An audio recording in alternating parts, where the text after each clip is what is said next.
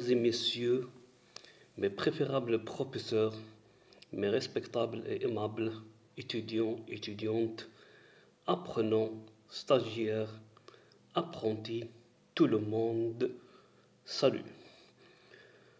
Dans cette nouvelle séance ou dans cet nouvel épisode, nous continuerons notre thème intitulé La comptabilité des sociétés. Donc, dans la séance passée, nous avons entamé, abordé, évoqué et expliqué le sous-thème intitulé Les aspects juridiques et comptables des sociétés commerciales. Maintenant, dans cette nouvelle séance, nous traiterons et nous aborderons et nous entamerons un autre sous-thème intitulé La constitution de la société commerciale. يعني تأسيس الشركة التجارية. Premièrement, les généralités, يعني العموميات. La constitution d'une société commerciale s'opère en deux phases أو ترتبط بمرحلتين. Premièrement, la formation du capital social et constatation de la promesse d'apport. La deuxième phase, c'est la réalisation de la promesse d'apport, يعني تحقيق أو تفعيل وعد المساهمة. Deuxièmement, la formation du capital social, يعني تكوين رأس المال الاجتماعي. Donc le montant du capital social est porté au crédit du compte capital, réserve et associé et assimilé. Capital, réserve et assimilé. Et plus précisément dans le sous-compte 101 capital social IMI. Capital social IMI. Pour mieux renseigner sur les différentes catégories d'apporteurs ainsi que sur l'importance des intérêts en présence et leur nature, ce compte peut être subdivisé يعني ينقسم en sous-comptes. Les apports de l'État, مساهمات الدولة, les apports des collectivités locales, يعني مساهمات الجماعات المحلية, les apports des entreprises publiques, مساهمات المؤسسات العمومية,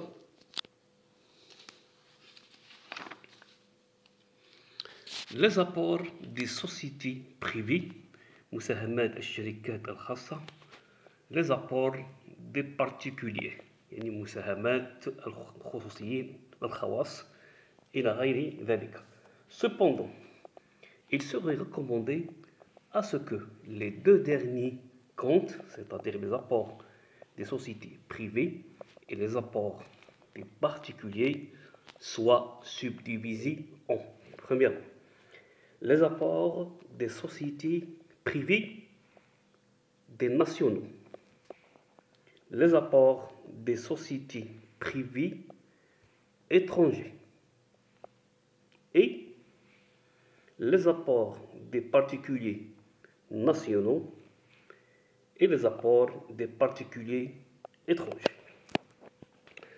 Donc cette subdivision fournit la connaissance rapide de l'importance du capital financier étranger investi dans le pays et confère le droit de propriété des moyens de production. Maintenant, troisièmement, la promesse d'apport, يعني وعد المساهمة. Les apports. Donc les apports, ils peuvent s'effectuer soit en numéraire, soit en nature, soit en industrie, c'est un cas rare. Les apports sont en numéraire lorsque les fonds sont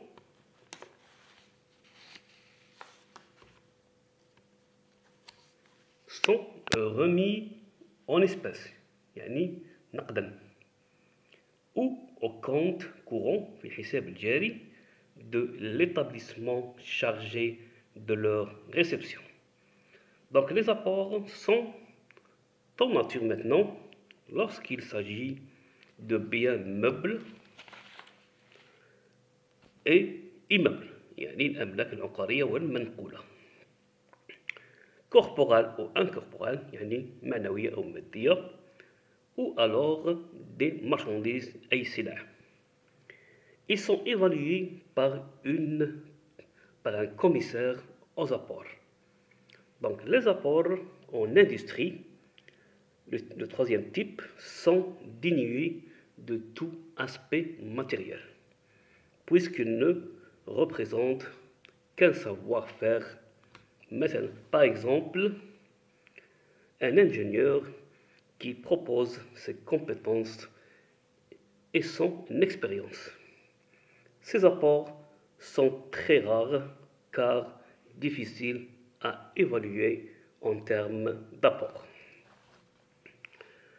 On dit que les apports sont purs et simples. Purs et simples lorsque leurs rémunérations sont effectuées uniquement en droits sociaux, par exemple les parts d'intérêt, les parts sociales ou actions. Deuxièmement, les apports sont à titre onéreux quand l'apporteur reçoit en rémunération non des droits sociaux, mais des espèces ou des valeurs équivalentes, ou alors la promesse de régler le passif qui grève son apport. Troisièmement, mixte, lorsque l'apport est rémunéré en partie en droits sociaux et partie en espèces, ou promesse de régler le passif. Donc on constate qu'il y a trois constatations. Premièrement, ils sont purs et simples. Deuxièmement, sont un titre onéreux. Et troisièmement, sont mixtes.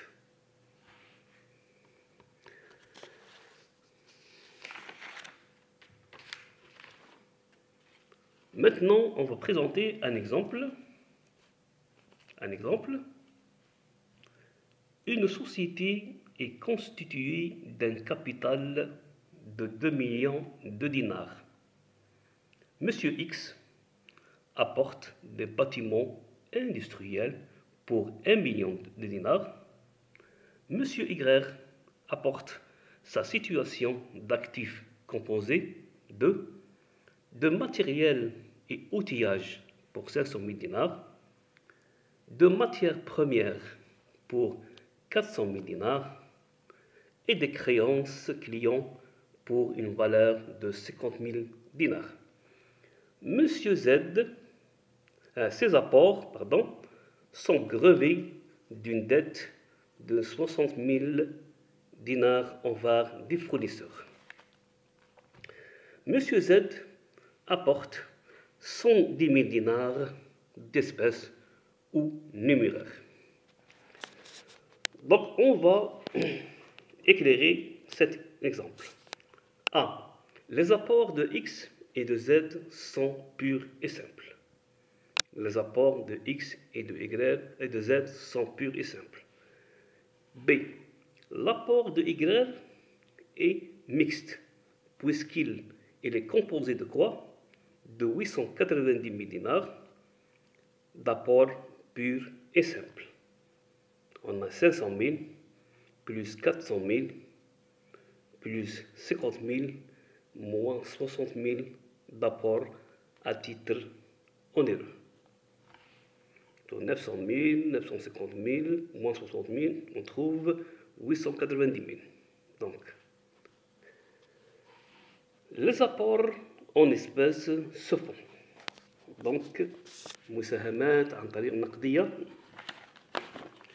Donc, les apports en espèces se font par libération intégrale, يعني بالتحرير الإجمالي أو التكميلي. Dans ce cas, le capital est dit capital appelé et versé. Deuxièmement, par libération fractionnée يعني مجزأة التحرير التجزئي أو الجزئي fractionné يعني المقسم. Dans ce cas, la partie du capital non libéré est dite capital non appelé.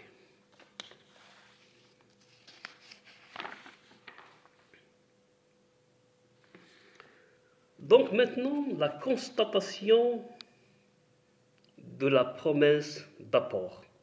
La constatation de la promesse d'apport. Donc, tout associé devient débiteur de la société dès lorsqu'il est engagé par la signature, soit un pacte social ou bulletin d'inscription. بمعنى كل شريك يصبح مدين للشركة عندما يقوم بعملية إدماجه عن طريق الإمضاء العقد الاجتماعي c'est-à-dire le pacte social ou bulletin d'inscription. La promesse d'apport يعني وعد المساهمة faite par les associés est portée au débit d'un compte d'apport intitulé. Donc la promesse d'apport faite par les associés est portée au débit d'un compte d'apport intitulé. Le compte 45, groupe et associés, et plus précisément dans le sous-compte 456, associés, compte courant. Les comptes principaux désignent les apporteurs sans fournir de précision, c'est-à-dire حسابات الرئيسية désigne les apporteurs sans fournir de précision nécessaire, c'est-à-dire procéder des mises réunies. Pourtant, essentiel, susceptible de sérier les apporteurs. Il y a lieu de conférer à ces derniers un caractère distinctif pour les associés d'une société de personnes, يعني شركة أشخاص, la CNS, la société en nom collectif, par exemple, nous subdiviserons ce compte par le procédé dit mise séparée. On va vous donner un exemple. Exemple, associé Ahmed, les opérations sur le capital, عمليات على رأس المال, ou associé Ahmed, compte d'apport. Associé Saïd. Associé Saïd, opération sur capital ou associé Saïd, compte d'apport. Associé Ali, opération sur capital ou associé Ali, compte d'apport, etc. Donc, cette subdivision n'est pas suffisante. La distinction des apports peut encore se faire en. Premièrement, il y a les apports en nature, et il y a les apports en numéraire, c'est-à-dire en espèces. Les apports en nature et les apports en numéraire, c'est-à-dire espèces. Ce qui nous donne une subdivision telle que associé Ahmed ou X ou Monsieur X, le compte d'apport en nature, associé Saïd ou Monsieur Y, le compte d'apport en nature, associé Ali, Monsieur Z, le compte d'apport en numéraire. Lors de la constitution de la société, si les associés ou les actionnaires ne jugent pas utile la réalisation intégrale du capital à l'ouverture, il serait judicieux de prévoir une subdivision des comptes permettant de distinguer le capital appelé, qui représente la tranche du capital en numéraire libéré, c'est-à-dire versé, du capital non appelé, qui représente la tranche restante, le reste, c'est-à-dire se référer à l'article 595 du Code du commerce.